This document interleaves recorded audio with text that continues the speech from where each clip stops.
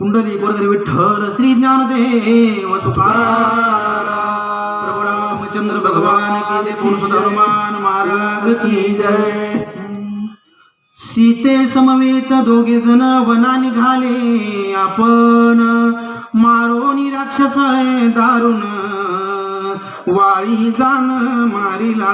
अरे मला समजलेल्या माहितीनुसार असताना काळी मी बोलू लागला प्रभू रामचंद्र लक्ष्मण आणि सीता देवी हे तिघजण असणारे वनवासाला या ठिकाणी निघालेले आहेत। आल्याच्या नंतर पंचवटी पर्यंत येऊन पोहोचले गेले। राज्य सुग्रीवा दिधले वानर सैन्यापेसे केले वानर तनुजय देखिले म्हणून पुसिले उत्तर। या ठिकाणी असणाऱ्या किष्किंध्याच्या ठिकाणी प्रभू रामचंद्राचं आगमन झालेलं आहे। अरे दोघं असणाऱ्या भावामध्ये असणाऱ्या विद्युष्ट दोघांमध्ये असणारी दुश्मनी वालीला मारला सुग्रीवाला त्या ठिकाणी असणारं राज्यपद त्या ठिकाणी दिलेलं आहे। पुढे असणारे प्रभू रामचंद्र जाऊ लागले अशा प्रकारे असणारी कथा सांगू लागला। स्वागत सोगा तुझ सनात करावे मज जरी देखसी अधिकार ओझ जीवीचे गुज तुझ सांगो। या ठिकाणी असणारा काळले मी सांगू लागला तू असणारा सर्वस्वैज बाबा। अरे तू या ठिकाणी भक्तामध्ये शिरोमणी आहे तू असणारा या ठिकाणी बघा महान आहे म्हणून असणारा माझा उद्धार व्हावा म्हणून या ठिकाणी काय कर माझ्यावर असणारी कृपा कर माझा उद्धार कर अशा प्रकारे काळण्याने बोलू लागलेला आहे। श्रीरामाची निज कथा तापस मुखे ऐकता उल्हास झाला कपिनाथा देखोनी सादरता वानरी। त्यावेळेस असणारा त्या मायावी असणारा काळ्याच्या मुखावरून असणारी त्या रामाची कथा हनुमंतानं ऐकल्याच्या नंतर असणारा हनुमंताला अतिशय आनंद झालेला। बघा या ठिकाणी तो दुष्ट का असना तो कपटी का असना पण तू माझ्या भगवंताचं नामस्मरण करतोय माझ्या देवाचं नाव घेतोय ही असणारी बघा संकल्पना त्या ठिकाणी कळाली हनुमंताला अतिशय त्या ठिकाणी आनंद झालेला आहे। श्रीराम सता जनस्थानी रावण कपट रूपे येऊनी शून्याश्रम देखोनी श्रीराम पत्नी चोरिली। या ठिकाणी असणाऱ्या कथा सांगायला सुरुवातच केलेली आहे।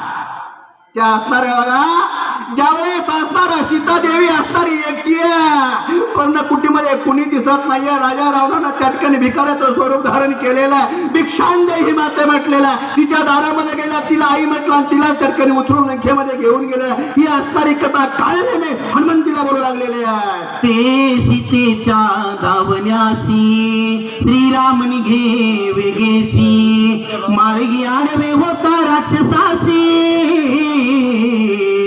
श्रीरामे त्यासी मारिले। या ठिकाणी असणारा बघा त्याच्यासाठीच असणारे प्रभू रामचंद्र सीतेच्या शोधासाठी पुढे येऊ लागलेले आहेत। पुढे जसं जाऊ लागले त्यावेळेस असणारे बघा सुभाऊ सारखे असणारे बारीक सारखे राक्षस त्या ठिकाणी समोर आलेले आहेत। त्यांचा नाश हनुमान या ठिकाणी प्रभू रामचंद्रांनी केलेला अशा प्रकारे असणारी कथा सांगू लागलेला आहे। वाळीने फिरून सुग्रीवासी हरिले स्त्री आणि राजासी रामे मारो नित्यासी सुग्रीवासी बंधू मध्ये अटकणी वैर त्या ठिकाणी होता वालीचा आणि सुग्रीवाचा। त्यावेळेस असणारा प्रभू रामचंद्रांनी काय केलेलं आहे त्या वालीला मारलं आणि त्यात असणारा किष्किंधेचं राज्य त्या सुग्रीवाला दिलेलं आहे। सुग्रीव राजा महावीर सकळ वानराचे भार झाले श्रीरामाचे किंकर भूतोपकार होनी।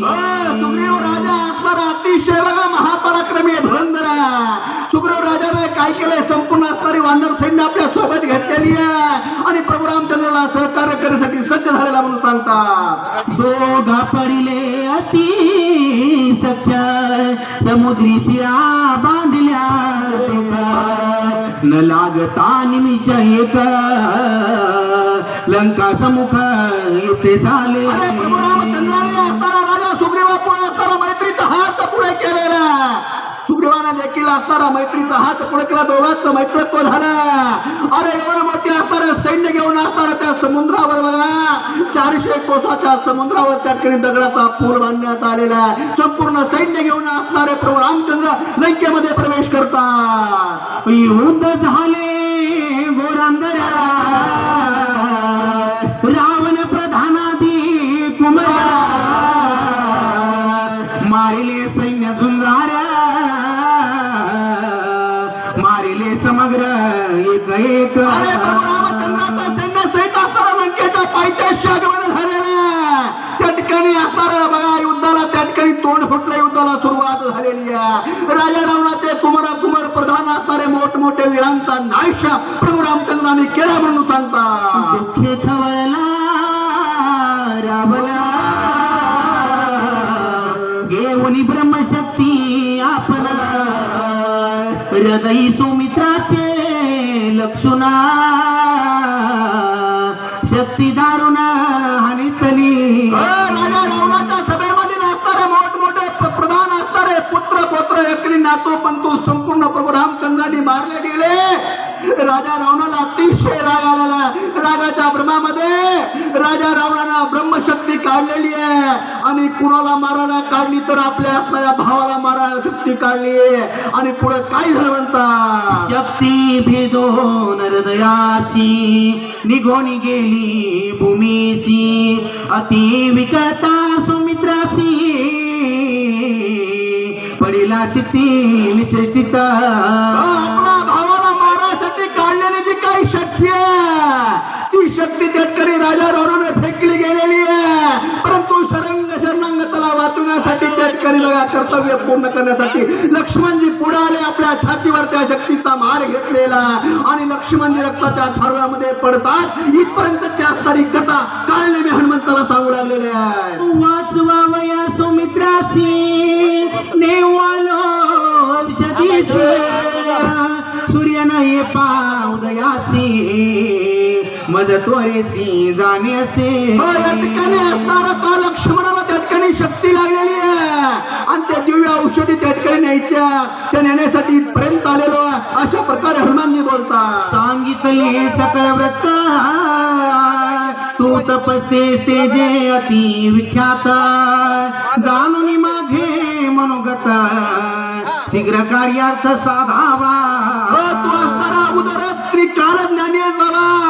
तुला या ठिकाणी तिन्ही काळाचं या ठिकाणी ज्ञान आहे. तू या ठिकाणी ज्ञान विज्ञान जाणणार आहे. मला या ठिकाणी उशीर होतोय, मला लवकर जायचंय. कारण का मला या ठिकाणी माझं कार्य सिद्धीला न्यायचंय. म्हणून असणारे हनुमानजी त्या काळने मी आता विडवणी करतात. अविलंबन करावा सर्वथा, औषधी सांगाव्या समजता, भास्कर उदयान येता, मज तत्वता जाणे असे.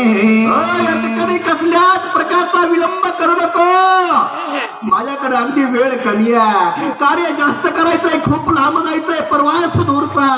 वेळ न करता लवकरात लवकर या ठिकाणी औषधी कुठात ते लवकरात लवकर मला महाराज मला सांगा, माझ्या एवढी कृपा करा. कारण का दिवस जर उगवला ना तर त्या औषधीचा उपयोग होणार नाही. तव दर्शनी मुनिवरा, सुखानुकोटी मच कपिंद्रा, करू पासी पाहुणेरा, निरोप सत्वरा मज द्यावा. या ठिकाणी असणारे मला निरोप द्या. या ठिकाणी थांबण्याची विनंती करू नका. म्हणून या ठिकाणी बघा हनुमान काकुळत येऊ लागलेले आहे, गायमाया जितू लागलेले आहेत. मला या ठिकाणी माझ्याकडे वेळ नाही, माझे कार्य मला सिद्धीला न्यायचं आहे. हनुमानजी बोलू लागले, सेविता सज्जन ग्रहीचे उदक, अंतर पुनित होय देख, प्राप्त होय जरी अन्नाधिक, ब्रह्मसुखा देखतो पावे. या ठिकाणी असणारा हनुमानजी असं बोलू लागले त्यावेळेस असणारे काळने मी आपल्या शब्दावर मात्र अडू नये. अरे जर काही अतिथी जर का आपल्या घरी आला ना तर त्याला त्या ठिकाणी बघा या ठिकाणी अन्न द्यावं, भोजन द्यावं, पाणी द्यावं, त्याचा अवमान तिथे करू नये. अशा प्रकारे त्या ठिकाणी बोलू लागलेल्या. सज्जनाचे घरचे अन्न घ्यावे बळेची मागून, नाही तरी आपण जीवन तरी मागावे. या ठिकाणी असणारे सांगू लागलेले आहेत, अरे सज्जनाच्या घरचं असणारं त्या ठिकाणी अन्न जर काही नाही मिळालं तर कमीत कमी त्या ठिकाणी पाणी तरी घ्यावा. त्या ठिकाणी अशा प्रकारे त्या ठिकाणी बोलतात म्हणतात. आमच्या गावचे महादेव पाटील गोड अशा प्रकारचे भैरवी गाणारे, त्यांना हे गोवर्धन बडे यांचं वाचन आवडलं या म्हणून त्यांना 20 रुपये बक्षीस दिलेले आहेत. काही जण आई वडिलांच्या स्मरणार्थ बक्षीस देऊ लागले. गोवर्धन बडे यांना 100 रुपये बक्षीस दिले. धन्यवाद.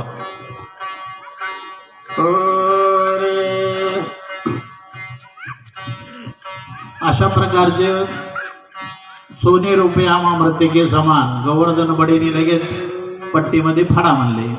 ह्याला म्हणायचं विरक्त उदास वृत्ती.